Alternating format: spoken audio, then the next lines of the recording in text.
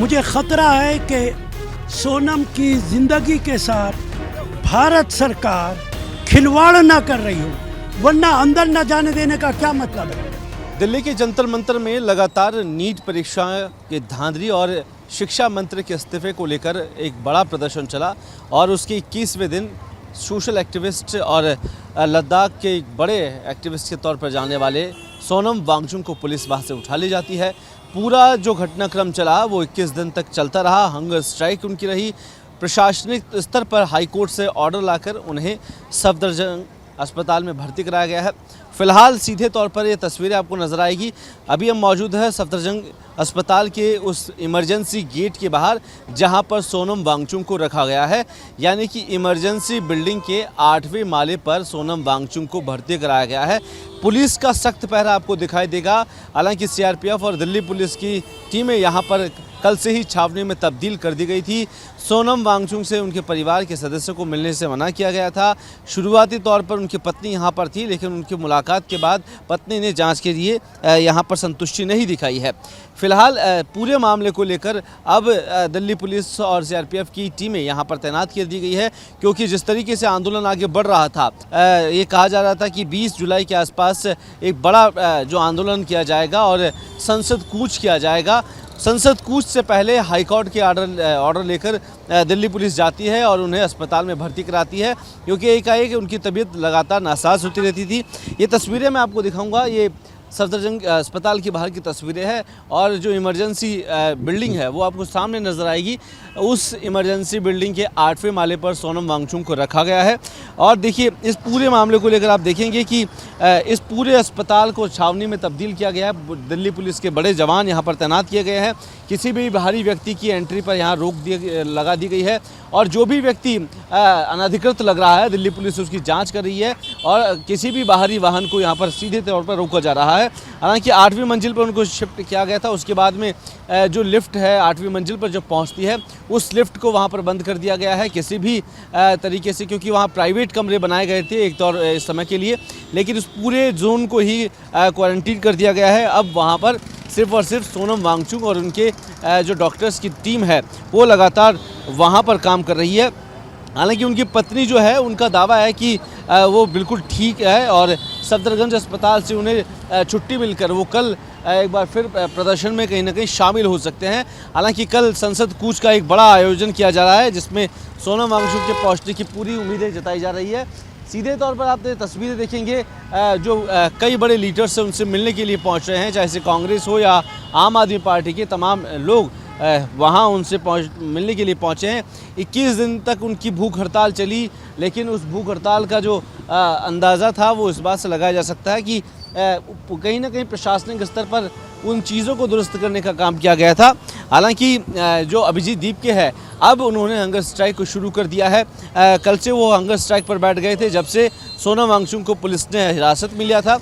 अब जब सवाल सबसे बड़ा ये खड़ा होता है कि कल जब संसद कूच की और ये पूरा आंदोलन आगे बढ़ेगा, तो आने वाले दिनों के अंदर क्या सोनम वांगचुक उस एक बड़े सभा में शामिल होंगे, क्योंकि ये बड़ा सवाल ज़रूर है। उनकी पत्नी का दावा ज़रूर किया गया है कि वो ठीक है और किसी भी दवा या जांच की अनुमति उनसे बिना पूछे नहीं किया जाएगा। और आप इस पूरे आंदोलन को देखेंगे कि किस तरीके से ये आंदोलन नीट परीक्षा से जुड़ा हुआ था। शिक्षा मंत्री के इस्तीफे की मांग करते करते ये कहीं ना कहीं अब बीजेपी के खिलाफ पूरा मोर्चा खोल दिया गया है।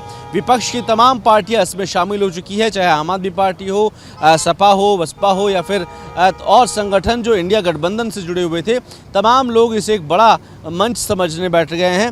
हालांकि कुछ लोग जो है, आपको नजर आएगा इस गाड़ी के अंदर भी अभी दिल्ली नंबर की गाड़ी है और कांग्रेस के फ्लैग के साथ ये अंदर पहुंच रही थी, लेकिन पुलिस को सख्त पहरा दिया गया था कि किसी भी ऐसे नेता, किसी भी ऐसे व्यक्ति को सोनम वांगचुक से दूर रखा जाएगा। राशिद अलवी जी, क्या कहेंगे? देखिए, सफदरजंग हॉस्पिटल आए हैं।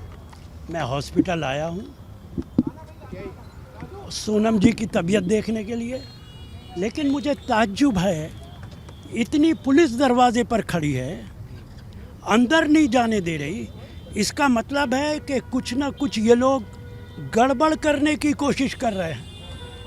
मुझे ख़तरा है कि सोनम की ज़िंदगी के साथ भारत सरकार खिलवाड़ ना कर रही हो, वरना अंदर ना जाने देने का क्या मतलब है। और बड़ा सवाल है, जो लोग पेशेंट हैं, जो बीमार हैं, वो अगर अंदर जाना चाहें तो क्यों नहीं जा सकते? ये तो अस्पताल है, इसके अंदर आप किसी को कैसे रोक सकते हैं अंदर जाने से? मैं कोशिश कर रहा हूँ, कोशिश करूँगा कि तबीयत देख के आऊँ, उसके बाद फिर आपसे बात करूँगा।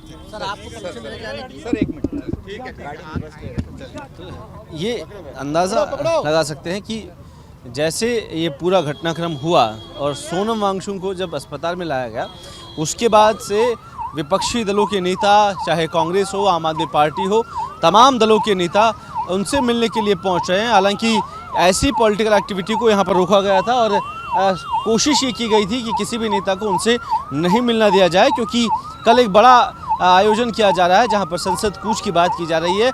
इस पूरे आंदोलन को अगर आप देखेंगे, चाहे जंतर मंतर में जब धरने पर बैठे हो, उस समय से लेकर सोनम वांगचुक एक ऐसे लीडर के तौर पर नजर आए जब वहां पर जंतर मंतर पर युवाओं को एक होप लगी कि कहीं ना कहीं अगर वो बैठे हैं हंगर स्ट्राइक पर तो उन्हें उसका फ़ायदा ज़रूर मिल सकता है और सरकार तक उनकी बात पहुँचाई जा सकती है।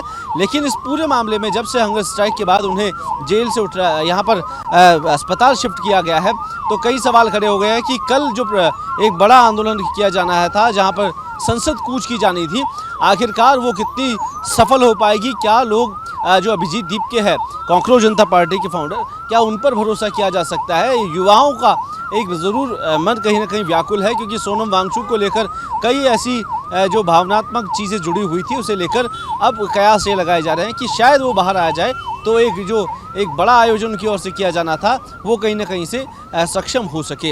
हालांकि दिल्ली में हम लगातार यहाँ बने हुए हैं और एक एक चीज़ दिखाने की कोशिश कर रहे हैं कि कैसे जंतर मंतर से लेकर सफदरजंग अस्पताल के बाहर की स्थितियाँ क्या है, लोग उसे कैसे देख रहे हैं, आम आदमी पर कितना इम्पैक्ट है, छात्रों में कैसा आक्रोश है, नेताओं का क्या बोलबाला है, ये तमाम विषय अपनी जगह है।